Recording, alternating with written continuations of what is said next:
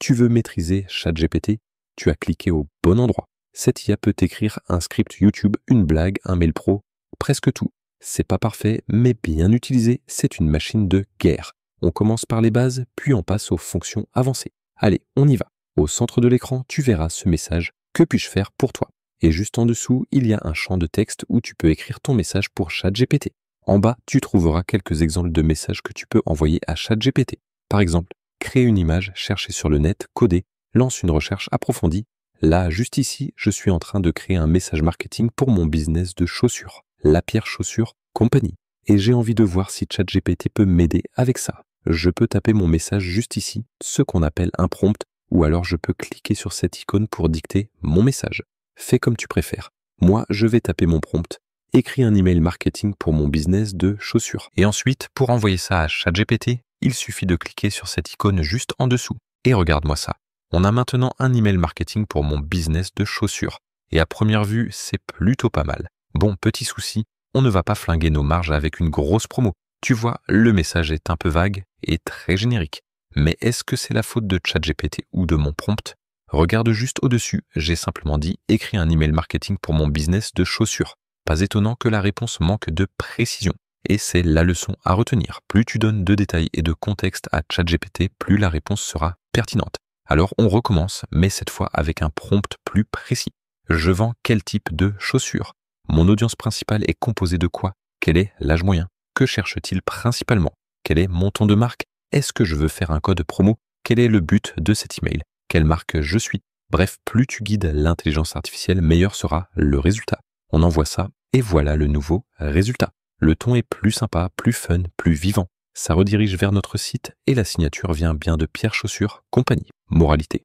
En ajoutant un peu de contexte, tu passes d'un message générique à un vrai message personnalisé et efficace. Et juste en dessous, j'ai plusieurs actions possibles à faire. Juste ici, si le résultat me plaît et que je veux l'utiliser ailleurs, je peux tout simplement le copier. Je peux aussi lui mettre un pouce vers le haut si je suis content ou un pouce vers le bas si je ne suis pas satisfait pour lui donner du feedback. Je peux demander à ChatGPT de me lire le texte à voix haute. Ici, je peux modifier le texte directement dans ce qu'on appelle le Canva. On va voir ça dans un instant. Sur la droite, tu peux aussi changer de modèle.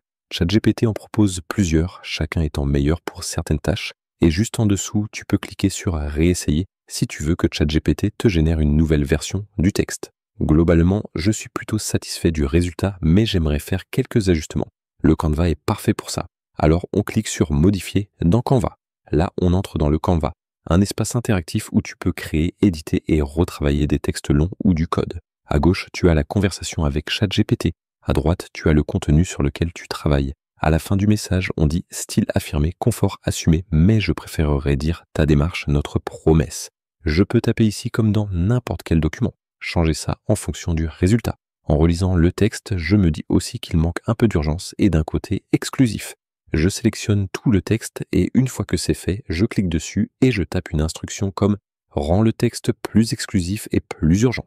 Je valide et ChatGPT s'occupe de modifier le texte. Il change des phrases, mais je me demande ce qui a été modifié exactement. En haut à droite, je clique sur l'icône « Voir les modifications ». Là, je vois en rouge l'ancien texte barré et en vert les nouvelles versions. Super pratique pour suivre les changements. Et si jamais une modif ne te plaît pas, tu peux aussi faire annuler pour revenir en arrière. Je masque les modifications. Moi, j'ai modifié tout le texte, mais tu peux aussi ne modifier qu'un paragraphe. Quand tu passes ta souris dessus, une petite icône apparaît sur la droite. Tu cliques et tu modifies juste ce passage. En haut, tu peux aussi renommer ton Canva pour le retrouver facilement plus tard.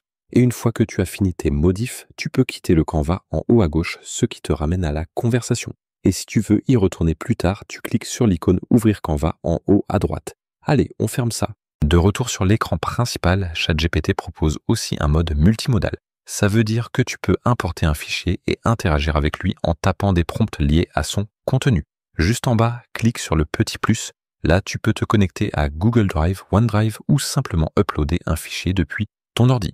Tu peux importer plein de formats différents, des documents Word, PDF, des tableurs, des images et même du code comme du Python ou du JavaScript. Tu peux aussi glisser-déposer un fichier directement dans ChatGPT. Là, j'ai une image. Je la fais glisser ici, je relâche et voilà, elle est uploadée. Petit contexte, l'image que je viens d'envoyer, c'est une carte du monde avec toutes les zones où on a des boutiques Pierre Chaussures Compagnie. Mon manager me demande de faire une liste de tous les emplacements. Je pourrais le faire à la main, mais voyons si ChatGPT peut m'aider.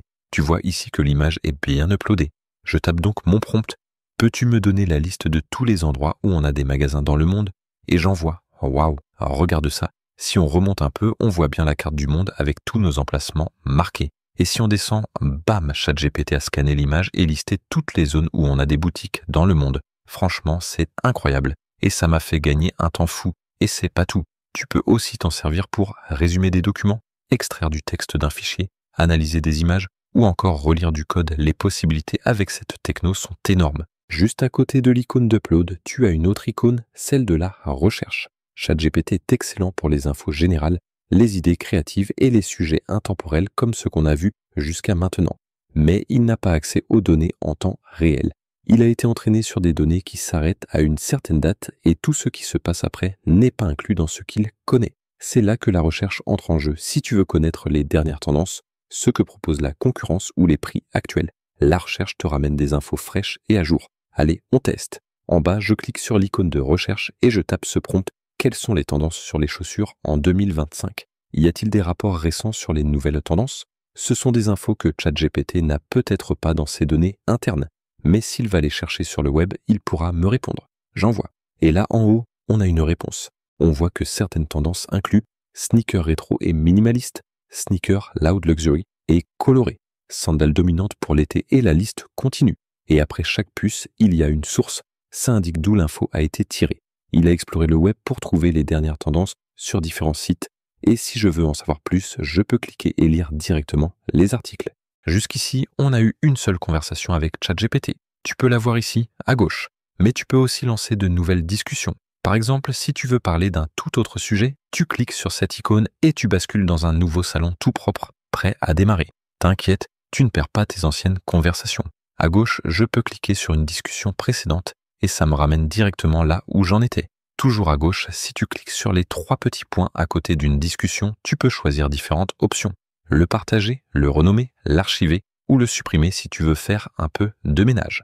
En haut, tu peux aussi rechercher dans toutes tes discussions passées, pratiques, pour retrouver un truc en particulier.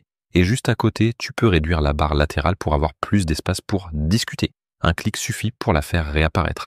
Allez, on lance une nouvelle conversation, je clique sur cette icône. Tu t'en rends sûrement compte, ChatGPT est vraiment puissant. Il ne se contente pas de générer du texte, tu peux aussi lui demander de créer des images. Dans le champ de texte, je tape un prompt, génère une image d'une chaussure de luxe. Comme pour tous les prompts, plus tu donnes de détails, meilleur sera le résultat. Je valide et voilà, l'image est générée. Franchement, pas mal du tout. Si l'image ne me plaît pas, je peux toujours relancer une génération pour essayer d'avoir un résultat qui me plaît plus. Dans tous les prompts que j'ai faits aujourd'hui, j'ai dû répéter le contexte à chaque fois. Ce serait bien si ChatGPT pouvait juste s'en souvenir. Pour ça, va en bas à gauche, clique sur ta photo de profil, puis sélectionne « Personnaliser ChatGPT ». Ça ouvre une fenêtre où tu peux dire à ChatGPT qui tu es, ce que tu fais et ce qu'il doit garder en tête à chaque fois qu'il te répond. Par exemple, comment ChatGPT doit t'appeler? Que fais-tu? Quelles infos ou préférences il doit garder en tête? En dessous, tu as aussi des options avancées. Tu peux activer ou non l'accès à la recherche web, la fonction code et le Canva qu'on a vu plus tôt. Une fois que tu as fini de configurer tout ça, tu peux cliquer sur « Enregistrer » en bas à droite. Désormais, ChatGPT se souviendra de ce contexte à chaque prompt que tu lui envoies. En plus de personnaliser ton propre ChatGPT, tu peux aussi accéder à ce qu'on appelle des GPT personnalisés. En haut à gauche de l'écran, clique sur « Explorer les GPTs ». Un GPT personnalisé, c'est en gros un assistant IA conçu pour une tâche spécifique. Plutôt que d'utiliser la version classique de ChatGPT qui est un bon généraliste, tu peux trouver des GPTs spécialisés dans plein de domaines. Par exemple, dans les tendances actuelles, tu en as un qui est spécialisé dans le sport et la bouffe. Tu as aussi Scholar qui s'appuie uniquement sur des contenus scientifiques validés. Plus bas, il y a Humanize AI pour t'aider à obtenir un contenu plus humain. Et ce n'est qu'un aperçu. Tu peux faire défiler et voir si certains de ces GPT sont plus adaptés à tes besoins que le modèle généraliste. À force d'utiliser ChatGPT, tu te demandes peut-être ce qu'il se passe avec toutes les données que tu lui donnes. Par défaut, ces données sont utilisées pour améliorer les modèles. Mais si tu ne veux pas que tes infos servent à entraîner l'IA, tu peux désactiver cette option. En bas à gauche, clique sur ta photo de profil, puis clique sur Paramètres. Dans les paramètres, clique sur Contrôle des données. À gauche, tu verras une option « Améliorer le modèle pour tout le monde ». Elle est activée par défaut. Si tu ne veux pas partager tes données, désactive cette option et clique sur Enregistrer. Tes données resteront alors privées. Mais garde en tête que ChatGPT enregistre quand même tes échanges pour te proposer de l'historique, donc tout dépend de ton niveau de confiance envers l'outil. Dans cette vidéo, on a exploré tout ce que tu peux faire gratuitement et franchement, c'est déjà beaucoup. Mais ChatGPT propose aussi un abonnement premium. Avec ça, tu débloques des fonctions supplémentaires. Voyons un peu ce que ça inclut. Tu as accès aux modèles les plus récents d'OpenAI. Quand tu cliques sur le menu déroulant des modèles, tu vois différents modèles, des généralistes, mais aussi ceux orientés raisonnement. Tu peux aussi utiliser un outil appelé Sora. Tu tapes un prompt et il te génère un clip vidéo à partir de ce prompt.